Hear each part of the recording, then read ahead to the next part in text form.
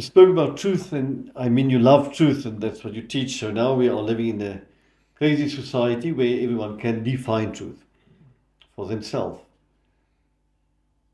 How do you go about truth? Hmm.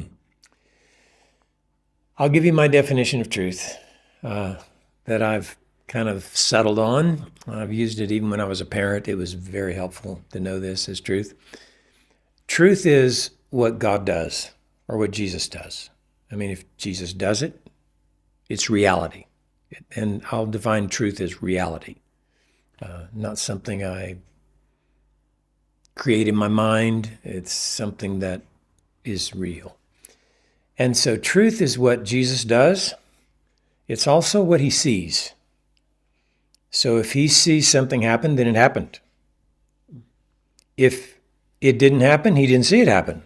So it is what it is, and Jesus is the one, all things come from the Father through Jesus. So he's doing everything.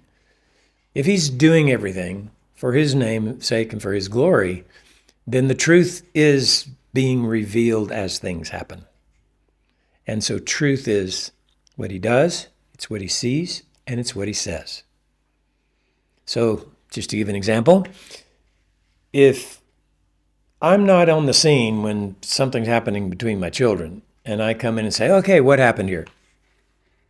I probably would get two different stories, one from each perspective, what their truth is. But I'm not interested in their truth. What I'm interested in is what happened, what truly happened here, because I can't deal with unrealities. You can't do anything with that. You can only do something with reality. So then I would change the question. I remember one time when I did it, I remembered, ooh, that's a really good question. So it came to me to ask, tell me what Jesus saw. I wouldn't say the two stories exactly aligned, but they did line up a lot more because all of a sudden it made them step back out past themselves and look at the situation like God's looking at the situation and go, well, here's what I saw happen. Here's what I heard happen. That may be another way to define love. That may be another way to define truth, and that is not only what he does, what he sees, what he says, but also what he hears. So that would be my view of truth. And so everything that I'm teaching comes out of the scriptures, which is truth. And to talk about Jesus is to talk about the truth, because he's the one that's doing it and seeing it. And really all of our lives are a response to what Jesus is doing or what he says or what he sees happening here.